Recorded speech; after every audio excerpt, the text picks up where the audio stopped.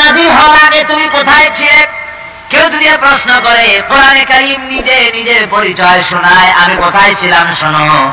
বাল হুয়া কুরআনুম মাজিদুন ফি লাউহিম মাহফুজ, বরং এই কিতাব অতি মর্যাদা সম্পন্ন সুরক্ষিত ফলকে লিপিবদ্ধ ছিল, আমি ছিলাম লৌহে মাহফুজে, সেখান থেকে এসেছি। যদি কেউ প্রশ্ন করে কোরআন কি কোরআন, তুমি কার উপরে অবতীর্ণ হয়েছ, জবাব কোরআন নিজেই দেয়, ওয়া আমিনু বিমা নুযিলা আলা মুহাম্মাদ ওয়া হুয়াল হাক্কু মির রাব্বিহিম, ঈমান আনো সেই জিনিসের উপরে যেটা মুহাম্মদ সাল্লাল্লাহু আলাইহি ওয়াসাল্লামের উপর অবতীর্ণ হয়েছে। আর অন্য এত জবাব পাওয়া যায়, তাবারাকাল্লাযী নাযালাল ফুরকানা আলা আবদিহি লিয়াকুনা লিল আলামিনা নাযীরা, অতীব বরকতপূর্ণ মহান সত্তাশী আল্লাহ রাব্বুল আলামিন, যিনি তার বান্দার পরে ফুরকান অবতীর্ণ করেছেন। সুবহানাল্লাহ বিহামদি। কোরআনের নাম আমি বলেছিলাম শুধু কোরআন নয়, অনেক নাম আছে। কোরআনের আরেক নাম ফুরকান। কোরআনের আরেক নাম কি? আল ফারকু বাইনাল হাক্কি ওয়াল বাতিল। কোরআন হচ্ছে সেই মহাসত্য যা মিথ্যা এবং সত্যের মধ্যে পার্থক্য সূচিত করে, মঙ্গল এবং অমঙ্গলের মধ্যে পার্থক্য সৃষ্টি করে, যা সত্য এবং মিথ্যার মধ্যে তাফরিকা সৃষ্টি করে, সত্যকে মানুষকে বুঝিয়ে দেয়, তার নাম হচ্ছে ফুরকান। এবার যদি প্রশ্ন করা হয়, কোরআন বুঝলাম তুমি লৌহে মাহফুজে ছিলে, বুঝলাম তুমি নবীজির উপরে নাজিল হয়েছো, এবার বলো তুমি কোন মাসে নাজিল হয়েছো?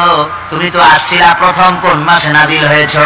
এই প্রশ্ন যদি কেউ করে, কোরআন তার জবাবে বলবে, শাহরু রমাদান আল্লাযী উনজিলা ফীহিল কুরআন, রমজানের পবিত্র মাসে আমি অবতীর্ণ হয়েছি। সুবহানাল্লাহ। যদি প্রশ্ন করা হয়, রমজানে তো আসছো, কিন্তু প্রথম নাজিল হয়েছিল কোন সময়? ওটা কি দিন ছিল না রাত ছিল? কোরআন তার জবাবে বলে, ইন্না আনজালনাহু ফি লাইলাতিল কদর, কদরের পবিত্র রাতে আমি এই পৃথিবীতে আমার আগমন করেছিল। যদি প্রশ্ন করা হয়, বুঝলাম সবই, কেন নাজিল হয়েছে তুমি? এই পৃথিবীর তোমার আসার উদ্দেশ্য কি, মূল কাজটা কি?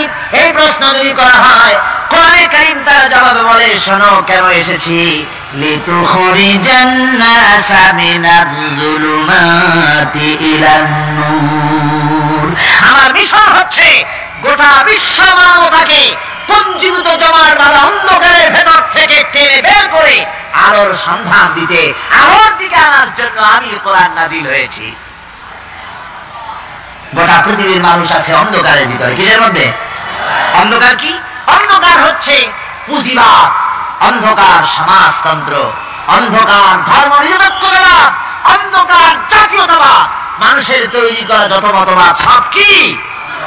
জয়গান সবগুলি কি? অন্ধকার। মানুষগুলিকে টেনে আনবে কোরআন কিসের দিকে? আলোর দিকে।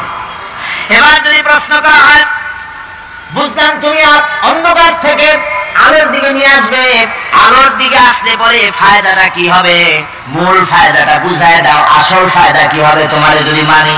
কোরআন তার জবাব দেয়, নিজের পরিচয় নিজে তুলে ধরে, ফামান তাবিআ হুদায়া ফালা খাউফুন আলাইহিম ওয়ালা হুম ইয়াহজানুন। এই কোরআনকে যদি মেনে চলো, এই কোরআনের আইন যদি মানো, সমাজে মানো, ব্যক্তিতে মানো, পরিবারে মানে, রাষ্ট্রে মানো, জীবনের সব ক্ষেত্রে সমস্ত জায়গায় যদি কোরআনকে মেনে চলো, ফালা খাউফুন আলাইহিম, তাহলে তোমাদের কোনো ভয় থাকবে না, ওয়ালা হুম ইয়াহজানুন, কোনো চিন্তাও থাকবে না। কিসের ভয় থাকবে না? কোরআনের আইন মেনে যদি চলো সমাজে ও রাষ্ট্রে, চুরির ভয়, ডাকাতির ভয়, জেনার ভয়, হত্যার ভয়, সন্ত্রাসের ভয়, কোনো ভয় থাকবে না।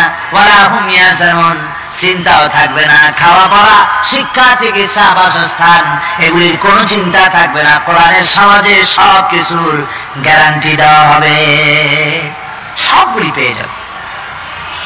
এখন যদি আমার প্রশ্ন করা হয়, কোরআন বুঝলাম তোমার মানলে পরে সব ফায়দা হবে, তাহলে এবার জবাব দাও, তোমার ভিতরে কি রাজনীতি আছে নাকি? আমি তো মানুষ, আমার রাজনীতি করা লাগে। Man is social animal. আমরা তো জঙ্গলের পশু নই, আমরা তো মানুষ। আমাদের সমাজ আছে, আমাদের পৌর নির্বাচন আছে, আমাদের জাতীয় নির্বাচন আছে, আমাদের কলকারখানা আছে, জমিন আছে, আমাদের রাজনীতি, অর্থনীতি, সমাজনীতি আছে, পারিবারিক নীতি আছে, অনেক নিয়ম মালা আছে, নিয়ম নীতি আছে। তোমারে মানলে তোমার ভিতরে কি ওগুলো আছে নাকি সে কথা বলো। কোরআন তার জবাবে বলে وَنَزَّلْنَا عَلَيْكَ الْكِتَابَ تِبْيَانًا لِكُلِّ شَيْءٍ وَهُدًى وَرَحْمَةً وَبُشْرَى لِلْمُسْلِمِينَ। কোরআন জবাবে বলে, শুনে রাখো, শুধু অর্থনীতি সমাজনীতি নয়, শুধু রাজনীতি আর শিক্ষানীতি যুদ্ধনীতি নয়, তোমার জীবনে যা কিছু দরকার, ইহকালে যা কিছু দরকার, পরকালে সব কথাগুলি আল্লাহ রাব্বুল আলামিন আমি কোরআনের সিনার ভিতরে খুলে খুলে বর্ণনা করে দিয়েছেন। সব কথা কোরআনে কারীমের ভিতরে রয়েছে। তোমার এমন কোনো জিনিস নাই যা তুমি কোরআনে কারীমের মধ্যে পাবে না। তোমার সমস্ত প্রয়োজন আমার বুকের মধ্যে আল্লাহ দিয়ে দিয়েছেন।